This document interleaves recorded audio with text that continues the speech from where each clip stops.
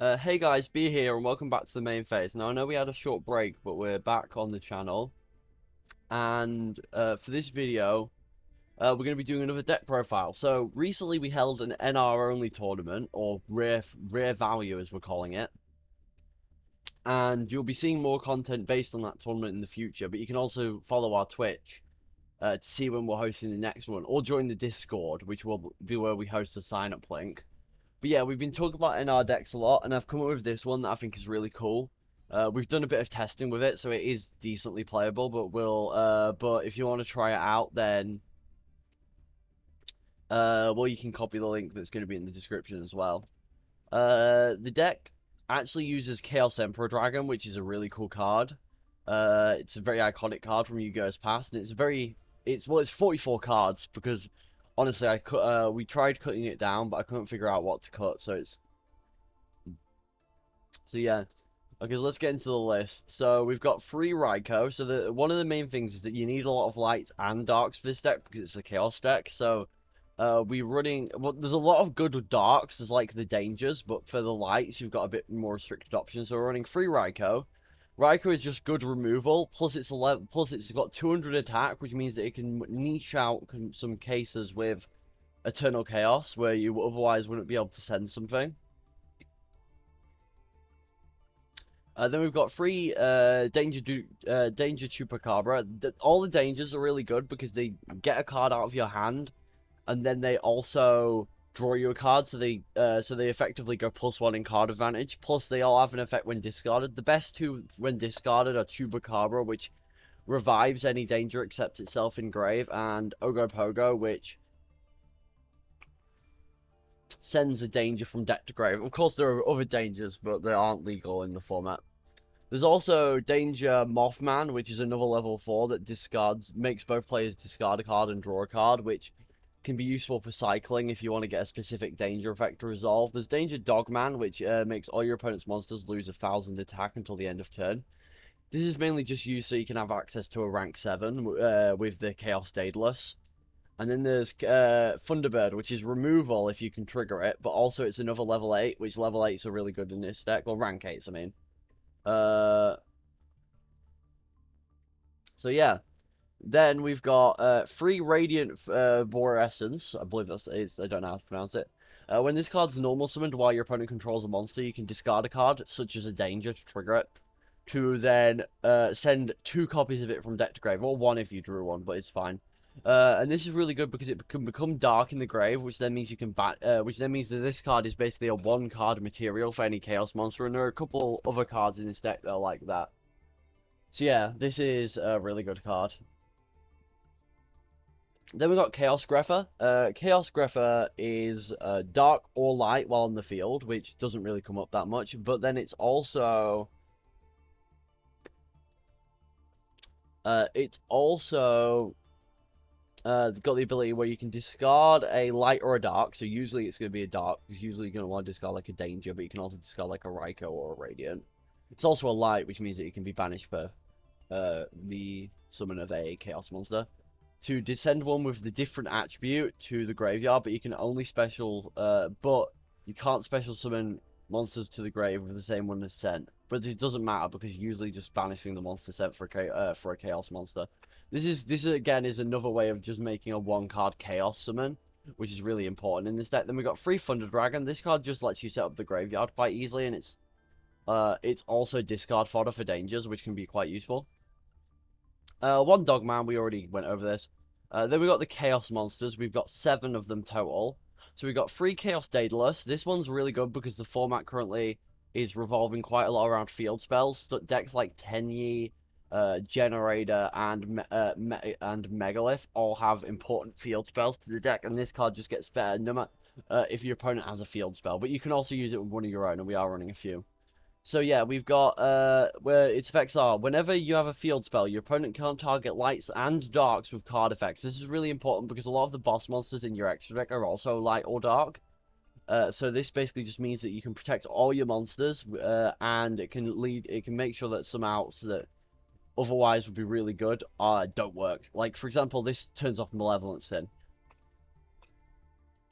Then this card also has the effect where you can target cards on the field up to the number of face-up field spells, so that's one for you, one for your opponent, and banish them. And this is really powerful because you don't necessarily have to banish the field spells, but you can. You can also banish face downs, for example, like the Flawless Protection of the Tenyi is a really powerful card that this can banish, which won't trigger the effect. Then we've got 3 Chaos Emperor Dragon. This is the iconic card. This is like probably going to go in the thumbnail. This card is really good. This card isn't great, but it's 3,000 attack. It's a level 8, so it can be used to make Draglubion or Aegion. And it's also got the effect where you can pay 1,000 life points to send as many cards from both players' hands and fields to the graveyard as possible. And while this effect normally wouldn't be great because you can't use it at the same time you use any other cards or effects, if it's the first summon you make on the turn and you've not activated any cards or effects yet, you can just use it. And also,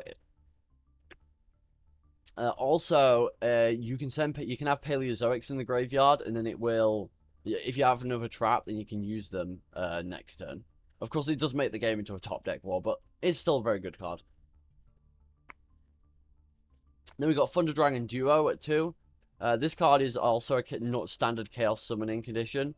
And whenever you activate a monster effect in the hand, which can be any of your dangers or the Thunder Dragons, it gains 300 attack until the end of turn. This just slightly edges out certain boss monsters. Like, for example, if someone's running a...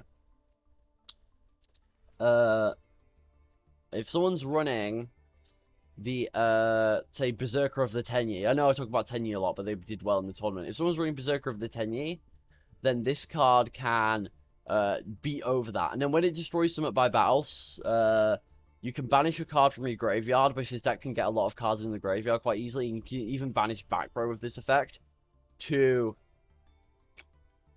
add one Thunder monster from your deck to the hand, which will be the Thunder Dragon, which then you can discard to add more Thunder Dragons. And what's even better about this, but you can also add more copies of Thunder Dragonduo, which means that you can summon them and make a rank 8, which is quite powerful.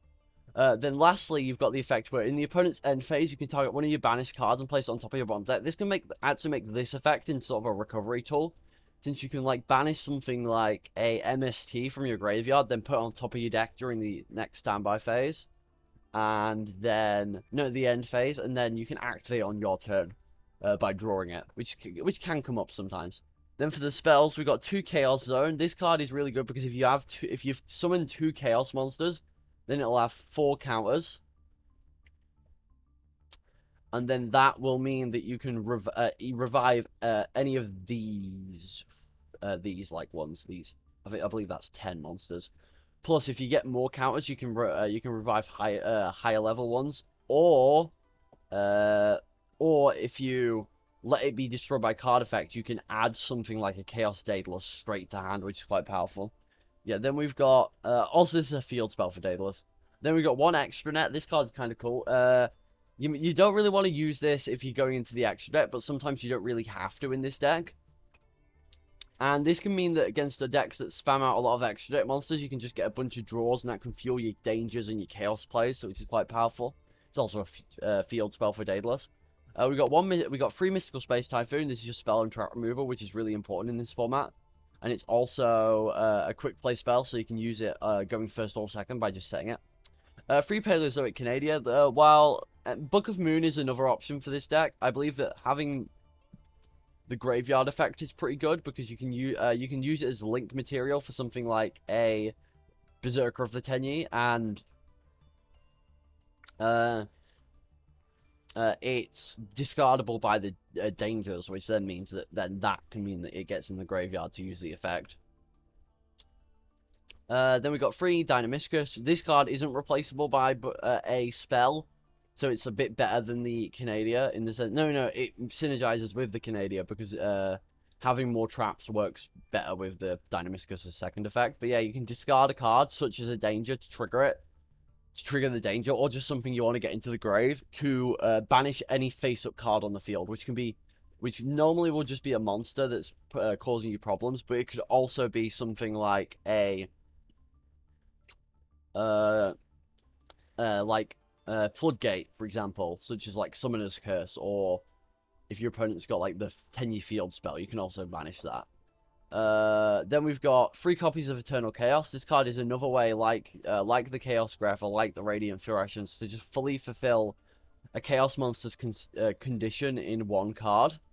This card is also good because it means because you have to target a face-up monster your opponent controls, and sometimes they'll have a quite low attack monster. But if it's as long as it's 1400 or higher, which pretty much all of them are, you can send an Ogopogo, which is 1200, and a Ryko, which is only 200, which then means that that adds up to the correct number. Okay, so that's the main deck. This deck mainly focused around the main deck. That's why you can get away with something like Extra Deck at 1. But the extra deck is also quite important. This deck has access to all 3 members of the Big 3, according to most members of the community. Plus, it has ways to out the Big 3, which is really powerful as well. So yeah, let's get into the extra deck. So we've got 1 copy of Heartlandraco. This is a finisher in certain situations, but it's also something you can use to make Heart of Dragon with the Draglubion, depending on the situation. 2 copies of Malevolent Sin. This card's just good. It deals with some other monsters like that that are hard to deal with otherwise, and it can get into a big attack amount, which can be up to like 3300, which then beats over something like Berserker. It's also just arguably the best generic rank 4, which just makes it quite useful. 1 Infinitrack Mountain Smasher. This is useful with the Dogman and the Daedalus. When this you can detach material from it once per turn to just gain 1000 attack, and that makes it 3100 right off the bat. But then if it destroys a monster by battle, it attaches it to his material, so you can just get like a lot of power. You can just go like 3100, 4100, 5100, etc., and it just gets out of control. We've got 1 AG on the Seacaster. I mean, honestly, if there was something I would cut, I'd probably cut this. In fact, I might just do it now. I might just do it after this game. I mean, after this video, we'll see. So yeah, let's cut this and let's add in a Rhapsody of Berserk. This card's really good because it hurts on graveyard decks such as Tenyi, and you've not got that much of an opportunity deficit by playing it. It just banishes 2 cards from the opponent's graveyard and then attaches to an Xyz monster to give it 1200 extra attack, which could be like probably a Malevolent Sin, which means that it can get the at the end of damage step effect easier. Then we've got Draglubion. Draglubion is the best rank 8 in the format. It's unaffected. It can't be targeted by card effects, which is nice. But then also you can detach material and take 2 dragon number monsters. So that's usually Heart of Dragon and Heart of Chaos Dragon, but it can also be Heartlandraco, depending on the situation. And it summons one of them. Oh, it's graveyard. That's important because then that means that you can summon out the Heart of Dragon and you can just do it again next turn. So yeah, you can take 2 from your hand, extra or graveyard, attach 1 to the other as material, then you can't attack with other monsters, and this lets you summon out the Heart of Dragon, and this monster is basically like 0 attack, and your opponent doesn't take any battle damage. No, you take... No. The damage you would have taken is dealt to your opponent, like a one of the Melodious monsters. So yeah, it's really good, and also it can't be destroyed by battle. And then in the end phase, you can detach an Xyz material to banish all cards that were normal summoned, special summoned, or set this turn, which then means that you can trigger the second effect. And this effect is less useful in other decks, but you can, if it's summoned by being destroyed while it has Xyz material, you can special summon it from the graveyard, and then if it's summoned this way, it gains 1000 attack for every banished card. And because this deck banishes a lot of cards, then that means that it can gain at least like 3000 attack, maybe 4000 attack, depending on the situation. Then for the extra deck, firstly we've got Secure Gardna, but this card's important because you're playing about 2 Cyburst links, 1 dark and 1 light, and this card lets you get them into the grave. So if you need that for a chaos play, say you've got 2 darks and you need you make Proxy Dragon to be your light, and then you can use Secure Gardna to force the Proxy Dragon into the graveyard. Then we've got Proxy Dragon. This is just a generic light link monster that also has a slightly decent effect depending on the situation. Protects your field spell, for example. We got Pentestag. This is a generic dark, a Cyburst effect monster. This one also makes your monsters deal piercing, which can come up depending on the situation. Then we've got Doublebyte Dragon. This is this deck uses all 3 members of the big 3, but I'm not sure about this one. It can get to like 3,000 attack quite easily, and it's unaffected by monster effects except link monsters. But then like it also just dies to a Steel Star Regulator, so it's like debatable. But yeah, just being unaffected by certain decks is just really useful. Like metal foes can't really do anything about this, which is quite good. Then we got one Berserker of the Tenyi. This is just a 3,000 body, which sometimes you don't have the ability to make a powerful enough Steel Star Regulator, so you just want to make the Berserker. Plus it's a dark monster, which means it can be used for Chaos Place. And then we got two Steel Star Regulator. This is like the other boss monster of the deck. It basically, you can use your Chaos monsters to make it, so like, and that means that because they're high level, because there are a lot of like level 8s and level 7s, they give it a lot of attacks. So say you used 2 level 8s and a level 4, then that would be 1,600, that'd be a 3,000 attack Steel Star Regulator. And then this monster has the effect where you can target one non-link and destroy it. Oh yeah, it can't destroy Doublebyte, but yeah, you can target one non-link your opponent controls with less attack than it and destroy it. And then also, if it had an Xyz monster used as material for it, then you inflict damage to your opponent equal to half the attack of the monster you destroy with its effect.